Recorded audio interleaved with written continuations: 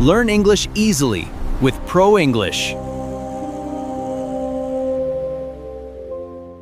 Welcome back to the Speak English podcast.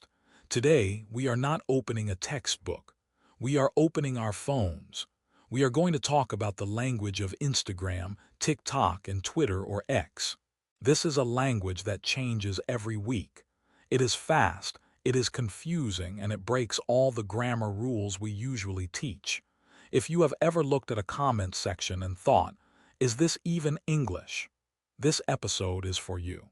We are going to decode words like POV, cap, simp, and goals. I desperately need this. I feel like a grandmother when I scroll through TikTok. I see these acronyms and emojis, and I have no idea what they mean. I saw a video the other day with the caption, "No cap," and I was looking for a hat in the video. There was no hat. I felt so lost. I want to understand what people are saying so I can actually enjoy the content, or maybe even leave a comment without sounding like a robot. That is the perfect goal. Let's start with the basics of the profile. You probably know username, but in slang, we often call this your handle. What's your Instagram handle? It just means you're at name. Then you have your bio.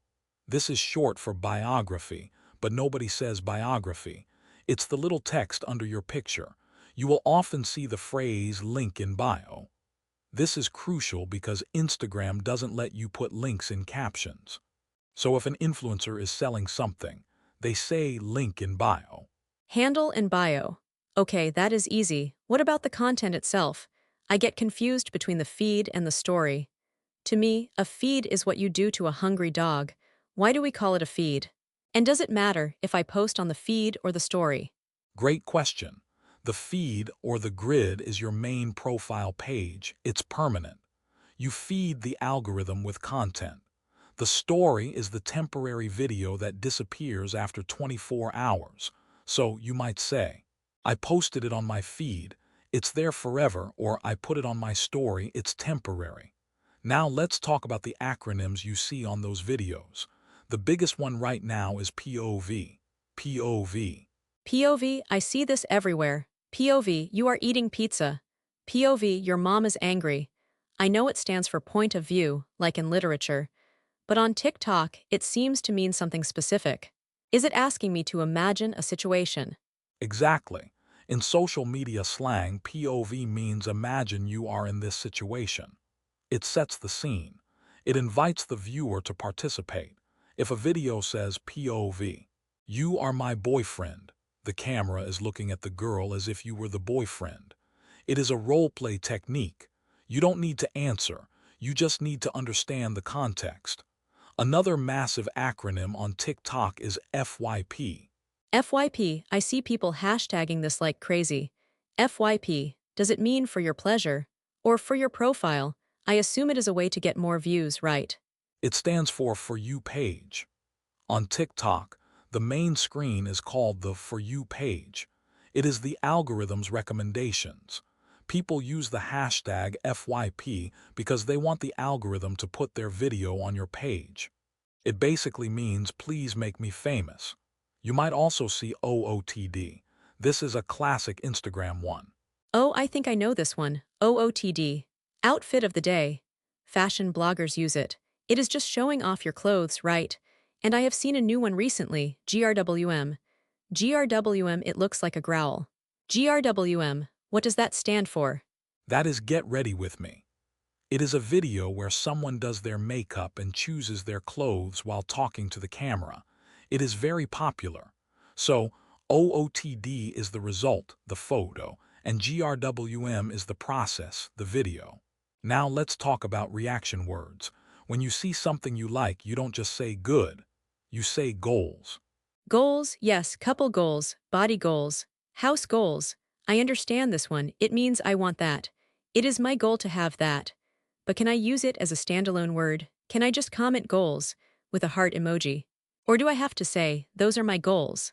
You just say goals. It is an interjection. OMG goals. It implies admiration and a little bit of jealousy. A similar word for something amazing is fire. But we usually don't write the word. We use the fire emoji. If you say that outfit is fire, It means it is amazing, hot, cool. You can also say it is lit. Lit, L-I-T. I learned in school that lit is the past tense of light. I lit the candle. But on the internet, the party is lit means the party is fun. I also heard it means drunk. Which one is it? Originally, lit meant intoxicated or drunk, but in social media slang, it just means exciting, high energy, or amazing. The concert was lit. The comment section is lit, meaning there is a lot of arguing or drama. It's a very versatile positive word. However, be careful with the word sick. If I say that video is sick, I don't mean it has a virus. Right, sick means cool. That is classic 90s slang that survived. Okay, let's talk about the confusing truth versus lie slang. You mentioned cap earlier. I am still confused about the hat. If someone says no cap, why are they talking about hats? And what is the verb, to cap? This is essential Gen Z slang. Cap means lie or exaggeration. If someone says something unbelievable, you comment, "That's cap." That is a lie. If you want to emphasize that you are telling the truth, you say, "No cap, no lie for real." You will often see the blue cap emoji. If someone comments just the blue hat, they are calling you a liar. Verb usage, stop capping. Stop lying. Stop capping, okay, and no cap means seriously. I am the best player, no cap. It sounds confident, I like it. What about showing off? I hear the word flex a lot. He is flexing his watch. Is that like flexing a muscle? Precisely. To flex means to show off your status, money, or looks. He is flexing his new car. But there is a famous phrase you will see in comments, weird flex but okay. This is used when someone brags about something strange. For example, if someone posts, "I haven't slept for 3 days," you reply, "Weird flex but okay." Why are you proud of that? Weird flex, but okay. That is hilarious. It's a sarcastic way to shut someone down. Now let's talk about influence. There is a word. Clout. C-L-O-U-T. I hear people say he is just chasing clout. Is clout like a drug? Or money? Clout means influence, fame, or social power. If you have clout, you are famous and respected on the internet. A clout chaser is an insult. It describes someone who does stupid or controversial things just to get followers. They don't care about quality, they just want attention. Don't listen to him, he's just chasing clout. Okay, so clout is the currency of social media. Now I want to ask about intensity words. Low-key and high-key. I use low-key sometimes to mean quiet. I want a low-key dinner. But online, people say I am low-key in love with him. Does that mean secretly? Yes, low-key means secretly, slightly, or quietly. I am low-key hungry. I am a little bit hungry, but I don't want to make a big deal. High-key is the opposite. It means openly, obviously, or very. I am high-key obsessed with this song. I want everyone to know. It's a great way to express the degree of your feeling. High-key obsessed. I am high-key enjoying this lesson. Okay, what about the people who leave mean comments? We call them trolls, right? But is there a difference between a troll and a hater? Good distinction. A hater is someone who is jealous or negative about your success. Haters gonna hate. A troll is someone who writes comments specifically to make you angry. They might not even believe what they are saying. They just want a reaction. The rule for trolls is don't feed the trolls. Don't reply to them. If you ignore them, they starve. Don't feed the trolls. I love that imagery. Okay, I have one more specific social interaction term. Slide into the DMs. We touched on DM, direct message, but why slide? It sounds so smooth, but also kind of creepy. Can I slide into my boss's DMs to ask for a meeting? No, do not slide into your boss's DMs. Sliding into the DMs implies a romantic or flirty intention. It suggests you are moving from the public comment section to the private messaging to ask for a date. He slid into my DMs last night. If you want to message your boss, just say, "I sent you a DM," or "check your DMs." Keep it neutral. Sliding is for dating. Okay, huge warning label on sliding. Got it. Only for romance. What about when you message someone and they leave you on read, or they ghost you? I know ghosting means disappearing.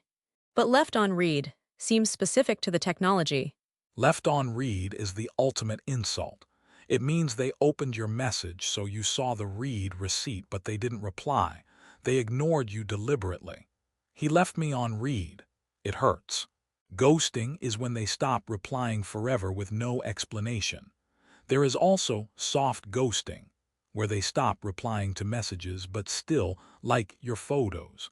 That is very confusing psychological torture. Soft ghosting. Wow, dating in the digital age is complicated. Okay, Michael, I feel like I have a toolkit now. I know my handle from my bio. I know cap from no cap. And I know not to slide into professional DMs. But there is a whole category of slang about relationships that confuses me. Words like simp, stan, and ship. Ah, the fan culture words. Those are crucial. Simp and stan are used constantly in comment sections. In part 2, we are going to break those down. We will also talk about the algorithm slang like shadow band and the visual trends like thirst traps. Are you ready for the advanced level? Thirst trap, that sounds dangerous. I am ready. Fin delaparte1. Quiersquagener la parte2, turnos 31 a 60. TEMA. Instagram TikTok slang, part 2. Simps, stands the algorithm DURACINPARTE2. 15 minutos aprox. Welcome back to the wild world of internet slang. We promised to talk about relationship words. Let's start with the word simp. You see this in comments constantly, usually as an insult. Stop simping, or he is such a simp. It comes from the idea of being simple or sympathetic, but it has morphed into something specific. A simp is usually a man who does way too much for a woman who doesn't like him back. He is desperate for her attention. He buys her gifts, defends her online, and she just ignores him. Oh, that is sad, so it is unrequited love. But it sounds aggressive. If I am just being nice to a girl, am I a simp? Where is the line between gentleman and simp? The internet thinks the line is very thin, but generally, a gentleman has self-respect. A simp has no self-respect. He puts the other person on a pedestal.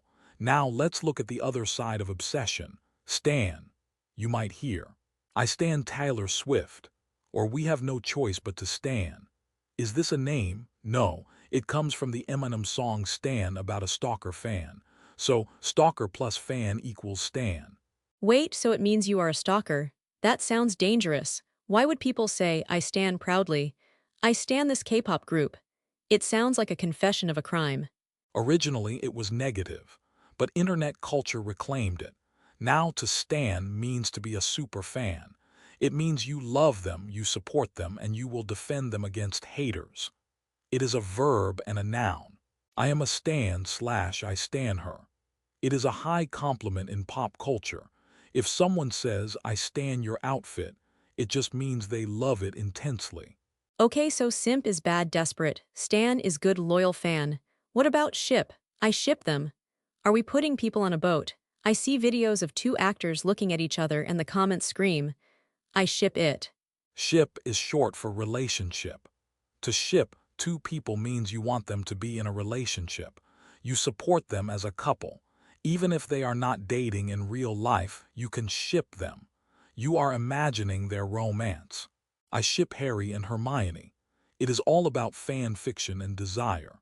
I see, so I am the captain of their romance boat. I ship it. I like that. Now let's talk about the visual trends you mentioned.